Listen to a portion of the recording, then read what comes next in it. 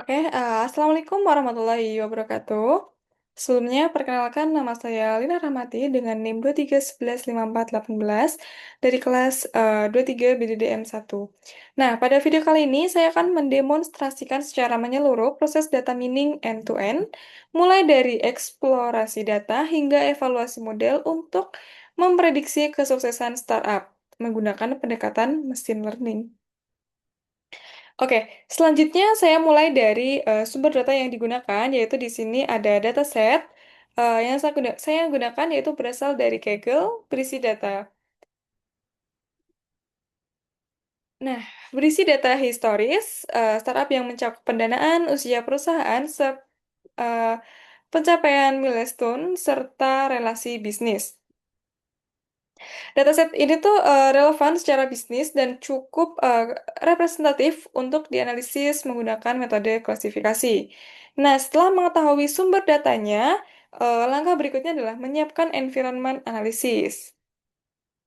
Oke, di tahap ini tuh saya mengimpor beberapa library utama yang digunakan sepanjang analisis ini nanti, yaitu ada Pandas atau eh, Pandas untuk data manipulasi, kemudian ada NumPy untuk numerical computing, kemudian ada Matplotlib untuk basic visualisasi, kemudian ada Seaborn untuk statistical visualisasi, dan Scikit-learn untuk machine learning pipeline.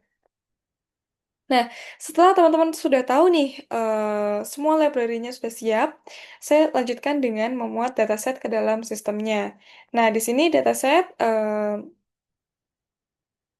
dimuat ke dalam data frame sehingga data mentah itu dapat dianalisis dan diproses lebih lanjut. Nah, seperti biasa ya, dimasukkan ke dalam drive dulu, kemudian dimasukin patch-nya gitu. Nah, di langkah berikutnya ini adalah memahami struktur data secara menyeluruh gitu. Nah, di sini saya menggunakan DF-Info. Kenapa? Untuk melihat struktur dataset.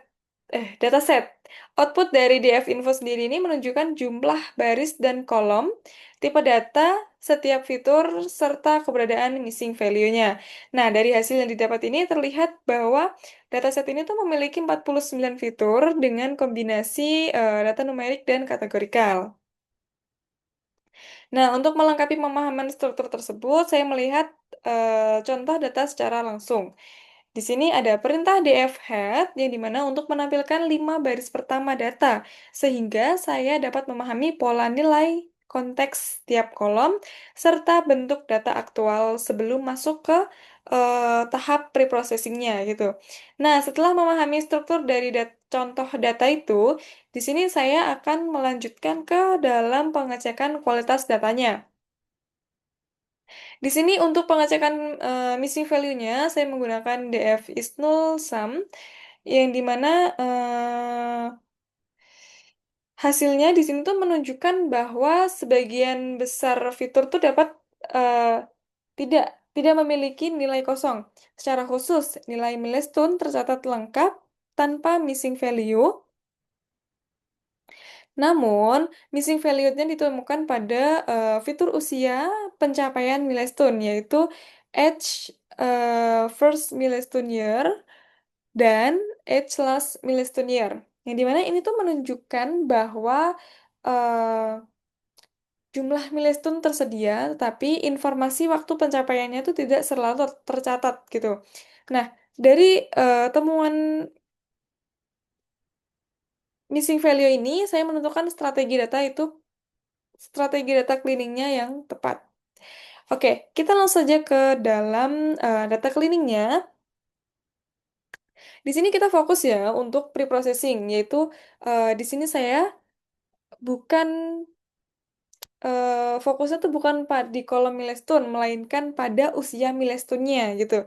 Nah, nilai kosong pada fitur usia milestone ini saya isi dengan angka 0, yang dimana secara logis itu merepresentasikan bahwa startup tersebut belum mencapai milestone pada periode tertentu. Nah, pendekatan ini konsisten secara logika bisnis dan menjaga integritas datanya juga gitu. Nah, setelah datanya itu sudah bersih, di sini saya lanjutkan ke penyesuaian label target. Oke, di sini sudah kelihatan bahwasannya eh, transformasi label targetnya itu adalah kolom status ya. Kolom status di sini saya gunakan sebagai label target, saya transformasikan ke dalam bentuk numerik. Nah, langkah ini tuh wajib ya dilakukan karena algoritma mesin learning itu bekerja menggunakan representasi matematis, bukan dari data teks gitu. Nah, oke, selanjutnya di sini saya memastikan bahwa hanya fitur yang relevan yang digunakan dalam pemodelan, yaitu saya menghapus kolom identitas perusahaan dan informasi administratif. Penghapusan ini dilakukan untuk mencegah data leakage sehingga model tidak memperoleh informasi yang tidak seharusnya tersedia saat prediksi. Nah, dengan demikian hasil model itu tetap objektif dan juga valid gitu. Nah, setelah itu di sini data siap dipisahkan untuk proses pelatihannya. Nah, untuk pemisahan fitur dan targetnya, di sini dataset itu dipisahkan menjadi fitur input sebagai X dan label target sebagai Y. Nah, langkah selanjutnya itu adalah membagi data latih dan data ujinya, data testing gitu ya. Nah, di sini juga saya membagi datanya itu menjadi 80% di data latih dan 20% di data testingnya. Menggunakan metode holdout validasi, bagian itu memastikan bahwa evaluasi dilakukan pada data yang belum pernah dilihat model sebelumnya gitu. Nah, setelah data itu sudah siap, saya akan masuk ke dalam tahap pemodelannya.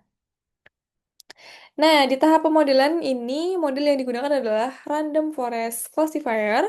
Model ini dipilih itu karena mampu menangani data berdimensi tinggi. Nah, pola nonlinear serta mengurangi resiko overfitting, sehingga cocok untuk kasus prediksi kesuksesan startup kita gitu ya. Nah, setelah model itu berhasil dilatih, di sini saya lakukan proses prediksi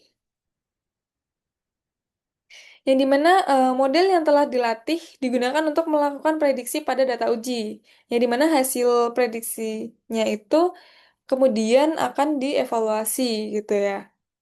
Nah, di evaluasi model ini, hasil evaluasi itu menunjukkan bahwa model mencapai akurasi sebesar 79%, yang dimana artinya tuh dari seluruh data uji, 79% prediksi yang dihasilkan model sudah sesuai dengan kondisi aktual startup ini gitu.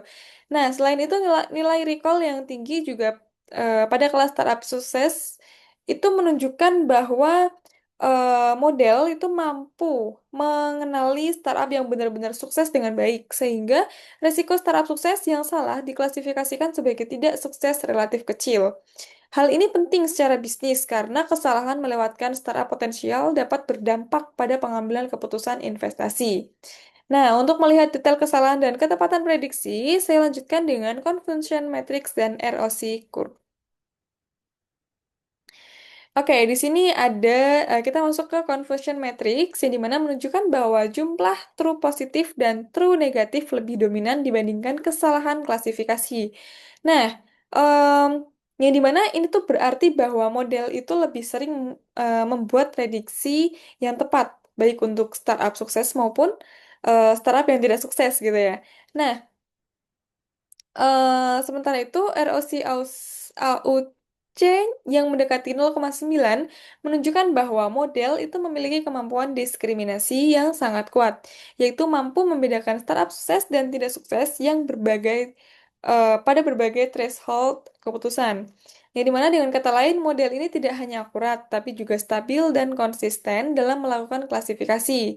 Nah, setelah melakukan pemodelan performa model yang baik, di sini saya lanjutkan ke analisis faktor yang lebih berpengaruh atau paling berpengaruh gitu ya, yaitu feature importance. Oke, di sini hasil feature importance itu menunjukkan bahwa milestone merupakan fitur dengan pengaruh yang paling besar dalam menentukan kesuksesan startup. Yang dimana hal ini tuh mengindikasi bahwa jumlah dan pencapaian milestone itu nyata menjadi indikator utama keberhasilan sebuah startup gitu. dibandingkan hanya dengan faktor pendanaan semata. Nah, selain itu, fitur terkait relasi bisnis dan jaringan juga memiliki kontribusi yang signifikan yang menunjukkan bahwa ekosistem dan koneksi itu berperan sangat penting ya dalam pertumbuhan startup gitu. Nah, insight ini tuh menegaskan bahwa eksekusi strategi dan pencapaian konkret memiliki dampak lebih besar terhadap kesuksesan startup dibandingkan sekedar modal awal. Tuh. Nah, terakhir, di sini model yang telah dianalisis ini saya simpan untuk penggunaan selanjutnya atau sesuai dengan soal ya, untuk disimpan gitu. Oke, mungkin segitu saja untuk presentasi dari saya. Apabila ada kesalahan ucap atau kecepatan dalam menjelaskan, saya mohon maaf. Akhir kata, wabillahi taufiq wal hidayah. Wassalamualaikum warahmatullahi wabarakatuh. Terima kasih.